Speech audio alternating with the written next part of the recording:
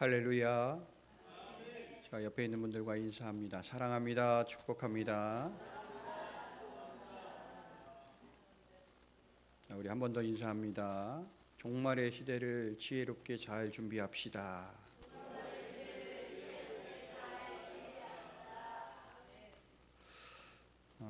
6장 오늘 본문은 어린 양 되신 예수 그리스도께서 인을 떼실 때에 이 땅에 일어날 마지막 시대의 징조들을 아주 생생하게 보여줍니다. 오늘 본문은 3절부터 6절까지의 말씀인데, 둘째 인과 또 셋째 인이 열릴 때 나타나는 종말의 재난을 말씀하고 있습니다. 오늘 두 명의 말 탄 자가 등장합니다. 붉은 말을 탄 자, 검은 말을 탄 자. 이것은 인류가 겪게 될 대표적인 고통 두 가지인 분쟁과 기근을 상징적으로 묘사합니다. 이는 단순히 한 시대의 어떤 분쟁, 또 한 지역의 기근을 말하는 것이 아니라 주님이 오실 날이 가까워질수록 전 세계적 차원에서 가속화될 혼란과 붕괴의 징조들을 보여주는 말씀입니다. 예수님께서 오늘 둘째 인을 떼실 때에 붉은 말 탄 자가 나옵니다. 땅에서 화평을 제하여 서로 죽이게 하고 큰 칼을 받았다라고 말씀하고 있죠. 이는 인류가 만들어 온 모든 외교적인 질서와 사회적 안정이 무너지고 개인 간의 갈등에서부터 민족 간의 전쟁, 그리고 더 무서운 것은 예수님을 믿는 공동체인 교회에서의 분열, 분쟁이 확산되는 그런 비극의 시대가 도래함을 의미합니다. 하나님께서 인간을 창조하신 이후에 인간의 지혜와 또 제도가 오랜 시간 동안 평화를 유지하기 위해 애써 왔습니다. 그러나 그 평화는 온전하게 유지되지 못했다라는 겁니다. 그러니까 종말의 흐름 속에서는 모든 것이 무너질 만큼 인간의 죄악이 극에 달하게 되었습니다. 예수님께서 그리고 또 오늘 셋째 인을 떼실 때에 검은 말 탄 자가 등장을 합니다. 그런데 그의 손에 저울을 오늘 들고 있어요. 저울. 그리고 검은 말을 탄 자가 말 한 대가 한 데나리온이요 보리 석 대가 한 데나리온이다 라고 외칩니다. 당시에 한 데나리온은 노동자 하루 품삯으로 한 사람이 온종일 일해도 겨우 자신 한 사람 먹을 양밖에 구할 수 없는 그러한 양의 돈이에요.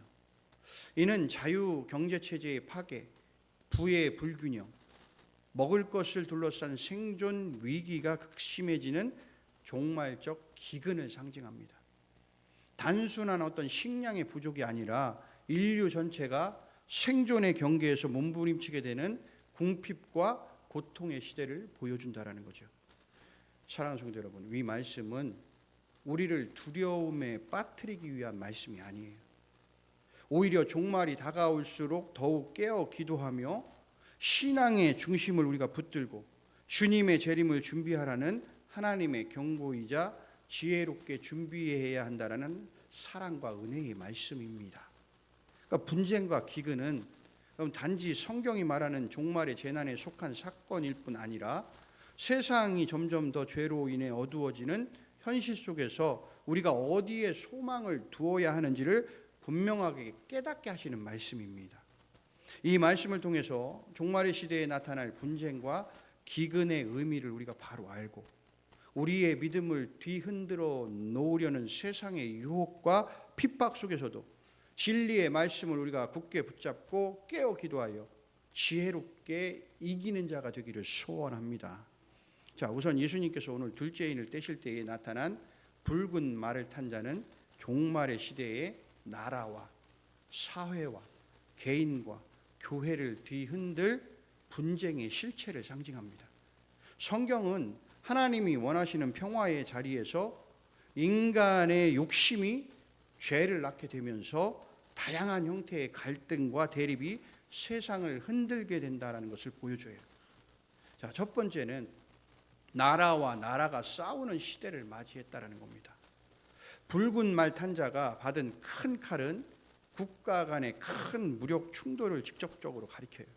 그러니까 종말의 시대에는 국가와 민족 사이에 평화적인 외교가 지속되지 못하고 작은 불씨 하나가 분쟁에서 전쟁으로 확대되는 불안정한 시대가 도래했다라는 겁니다.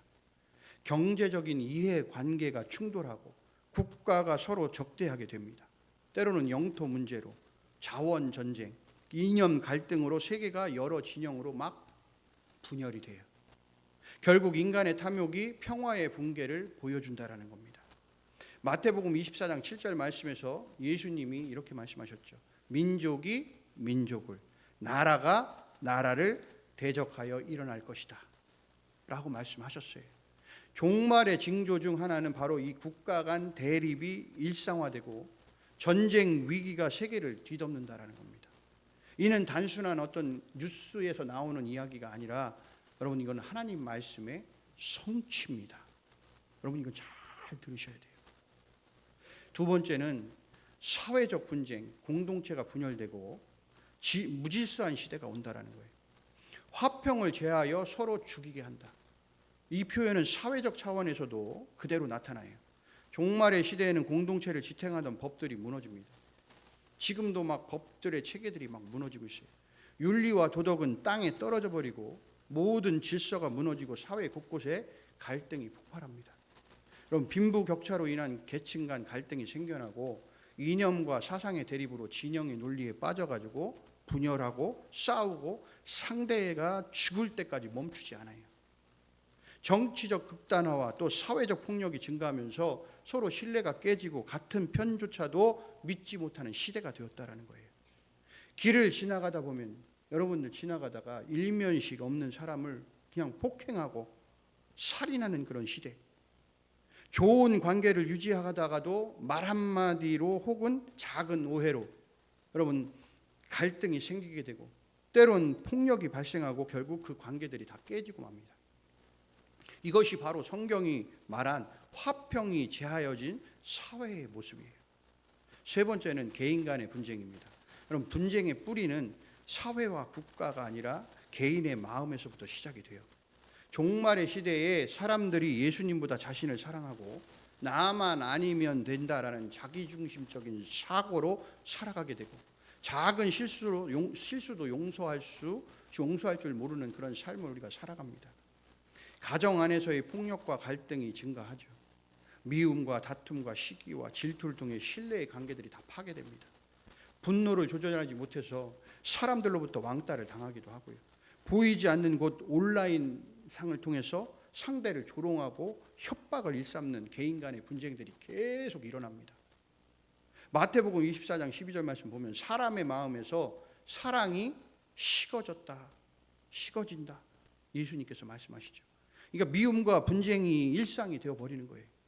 개인이 평화를 잃어버리게 되면 그 혼란은 가정에서도 사람과의 관계 속에서도 여러분 삶의 모든 영역 속에 번져간다라는 것입니다.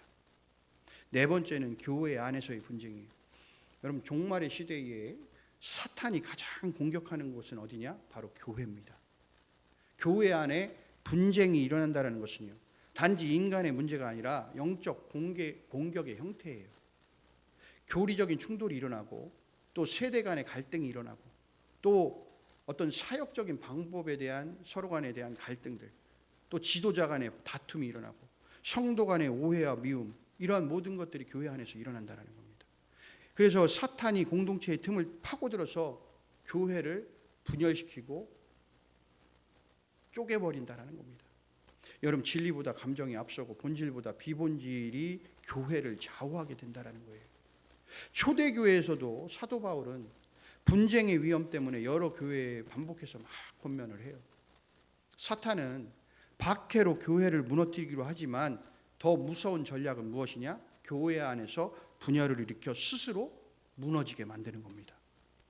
분쟁의 시대에 그리스도인들은 무엇보다 먼저 말씀 안에서 마음을 지키며 흔들리지 않는 믿음을 견고히 해야 합니다. 국가적 혼란, 때로는 사회적 갈등이 커질수록 세상 소리에 휘둘리지 말고 여러분들 성경을 기준으로 여러분들 이 시대를 어떻게 분별해 나갈지 깨달아 알아야 된다는 겁니다. 또한 개인의 마음속에 분노와 또 다툼을 다스려서 여러 관계 속에서 화평을 이루는 삶을 우리가 실천해야 하며, 교회 안에서는 악한 분열의 영을 경계하고 서로의 다름을, 그러니까 서로 간의 다름을 우리가 이해하고 배려하고 용서하고 사랑으로 하나 되는 그런 믿음의 공동체를 우리가 만들어 가야 합니다. 무엇보다 여러분, 모든 분쟁의 배후에 영적 전쟁이 있음을 여러분들 우리가 깨달아 알아야 합니다. 기도로 깨어 있어서 하나님께로 나아가는 삶을 통해 이 어두운 시대 속에서도 여러분 그리스도인들이 이루는 그 평화를 드러내는 데에 여러분들 우리가 증인으로 앞장서 나가야 한다라는 겁니다. 5절 6절 말씀을 보면 여러분, 예수님이 셋째 인을 떼실 때 오늘 검은 말이 등장하는데, 이 검은 말 탄 자가 저울을 들고 있어요. 저울. 그때 이런 소리가 들리죠. 한 데나리온에 밀 한 대, 한 데나리온에 보리 석 대, 또 감람류와 포도주는 해치지 말아라. 여러분, 예수님께서 셋째 인을 떼실 때 이 검은 말을 탄 자가 등장하는데 그의 손에 저울을 들고 있죠.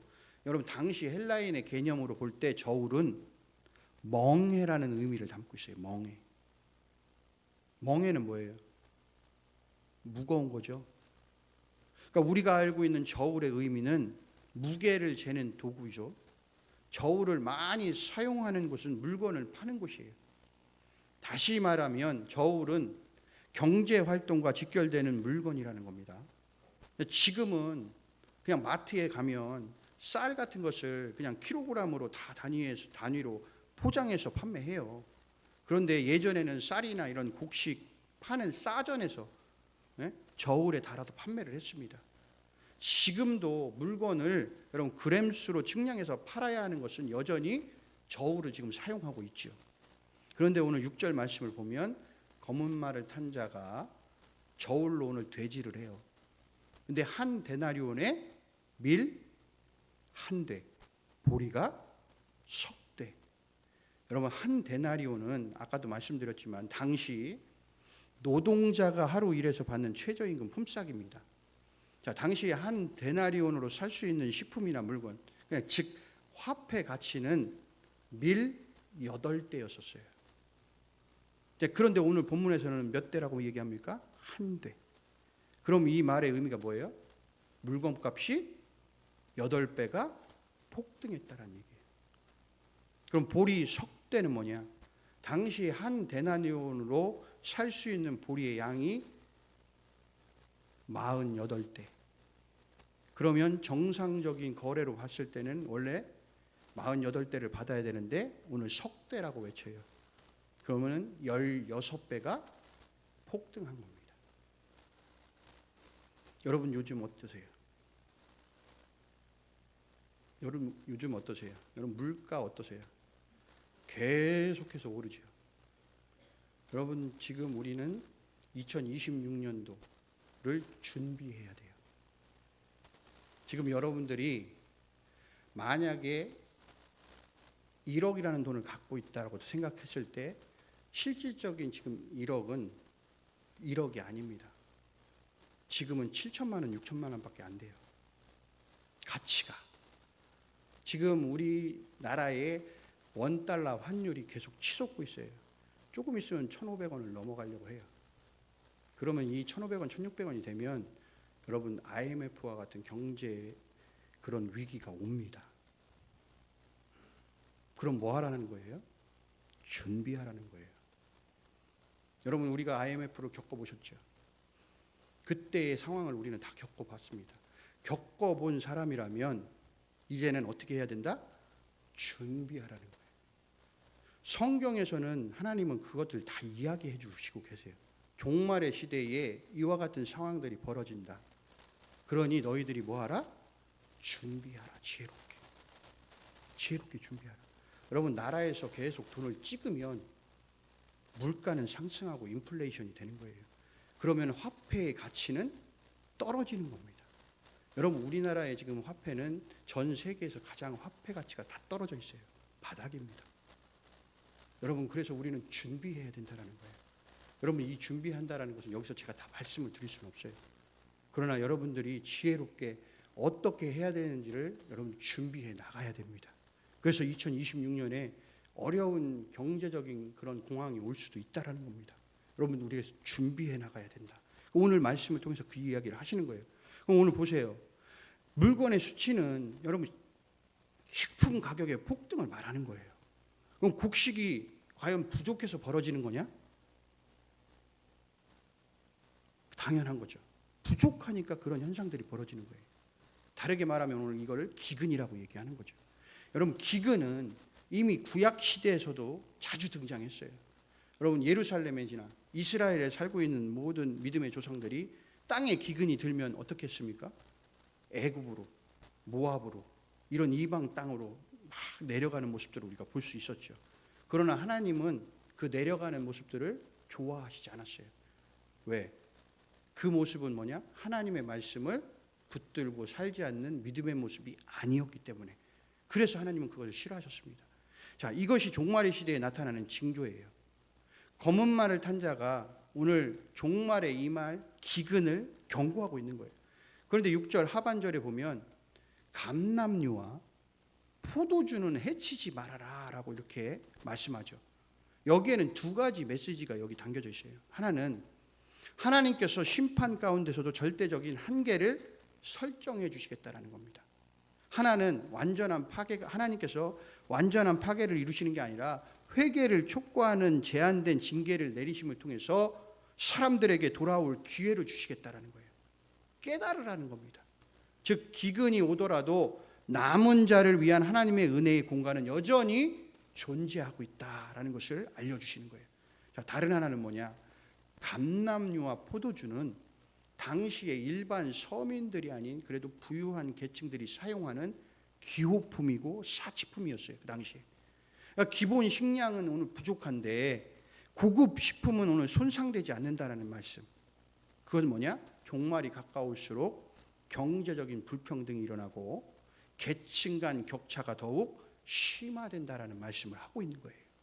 그러니까 가난한 사람들은 생존을 위해서 고통하며 신음하는 반면에 일부 혜택을 가진 계층들은 풍요를 유지하는 불균형한 구조를 계속 뚜렷하게 더욱더 나타나게 된다는 것입니다. 이 모든 묘사가요, 단순히 어떤 식량이 부족하다라는 의미를 넘어서 전 세계적 경제 위기, 인플레이션의 폭등, 기후 재난, 전쟁으로 인한 자원 부족, 공급망의 붕괴, 빈부격차의 확대 등 여러분 종말 시대에 나타날 복합적 기근을 예고하고 있다는 거예요. 여러분 러시아와 우크라이나가 전쟁하죠. 그러니까 뭐가 올라가요? 밀가루 값이 올라가죠. 기름값이 올라가고 그런 거예요. 그러니까 종말의 시대에 나타난 이런 복합적인 기근을 오늘 예고하고 있다라는 거예요. 여러분 그런데 주님은 우리에게 이런 말씀을 하세요. 아모스 8장 11절의 말씀을 보면 주 여호와의 말씀이니라 보라 날이 이를지라 내가 기근을 땅에 보내리니 양식이 없어 주림이 아니요 물이 없어 가람이 아니요 여호와의 말씀을 듣지 못한 기갈이라 이렇게 말씀하십니다. 그러니까 이 말씀에는 두 가지를 깨닫게 하시는데 양식이 없는 것도 아니고 물이 없는 것도 아니에요. 다 있어요. 그런데 문제는 한쪽으로 치우쳐 있다는 것이 문제입니다. 한쪽으로. 이 문제는 뭐냐? 여호와의 말씀을 순종하지 않은 결과다라고 이야기하고 계시는 거예요. 양식이 있는데 하나님 나라의 경제를 통해서 골고루 흘려보내지 않고 있다라는 거죠. 조금이라도 우리가 가지려는 그런 욕망과 탐욕을 통해서 수많은 사람의 몫을 혼자 다 먹어치우고 있다라는 거예요. 민수기 11장에 가보면 등장하는 기브론 핫다와라는 탐욕의 무덤이 나옵니다. 이게 이스라엘 백성들이 광야에서 탐욕으로 심판받은 장소예요. 하나님이 메추라기 때를 보내주셨거든요. 그런데 백성들이 그 고기를 맛보면서 막 자신의 욕구를 채우면 막 갖다가 싸서 막 이리 먹고 저리 먹고 막 자기가 갖다가 막 먹기 시작을 하는 겁니다. 그들이 탐욕스럽게 고기를 욕심내어 먹는 동안에 결국 하나님의 심판이 임해서 많은 사람들이 죽습니다. 어려운 때일수록 여러분 우리가 콩 한쪽도 나눌 수 있는 하나님 나라의 경제 원리를 우리가 이루어 가야 한다는 거예요. 감사와 나눔을 통해서 이 땅에 하나님 나라의 경제를 실현해 나가야 된다는 것입니다. 사랑하는 성도 여러분, 이 재난의 시대를 여러분 어쩌면 두려움으로만 바라볼 필요가 없어요. 그 이유는 심판의 주권이 사람에게 있는 것이 아니라 하나님께 있기 때문에 그렇습니다. 그래서 오늘 보면 말탄 자가 나올 때 그것을 누구에게 뭐예요? 오늘 보면 허락을 받아서 그러니까 하나님 앞에 허락을 받아서 나오는 거예요. 본인들이 스스로 그렇게 하는 게 아니라 하나님께 허락을 받아. 그러니까 모든 주권은 다 누구에게 있다? 하나님께 있다라는 것입니다. 그러니까 세상이 흔들릴수록 우리는 더욱 하나님의 그 공급하심을 의지해야 돼요. 물질적 풍요가 보장되지 않는 시대 속에서 우리가 때로는 절제하고 나누고 청지기적인 영적 양식에 대한 갈망을 우리가 회복해 나가야 된다는 겁니다. 이제 우리는 이 분쟁의 시대에는 화평을 따르는 자로, 기근의 시대에는 하나님의 공급을 신뢰하는 자로 서서 믿음으로 이겨나가야 합니다. 세상이 흔들릴수록 우리는 더욱 말씀에 뿌리를 내리고요, 기도하는 일에 깨어 있어야 되고요, 너무 막 세상적인 물질에 막 거기에 매달려서 의존하기보다는 하나님께 의지하는 삶을 선택하며 살아가야 할 줄로 믿습니다. 결국 이 종말의 시대를 이기는 길은요, 상황을 바라보는 것이 아니라 우리 보좌 위에 계시는 어린 양이신 예수 그리스도를 바라보는 겁니다.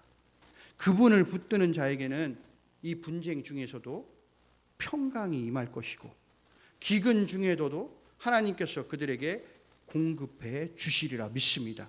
여러분들 이 혼란 속에서도 여러분 흔들리지 마십시오. 말씀을 굳게 붙잡고 모든 것들을 하나님을 의지하며 나아갈 수 있는 믿음의 자녀가 되기를 바랍니다. 모르면 물어보면 돼요. 그렇죠? 이런 상황 속에서 우리가 어떻게 하면 좋겠습니까? 어떻게 해 나갔으면 좋겠습니까? 여러분들 이런 지혜를 구해야 돼요. 하나님은 다 말씀해 주십니다.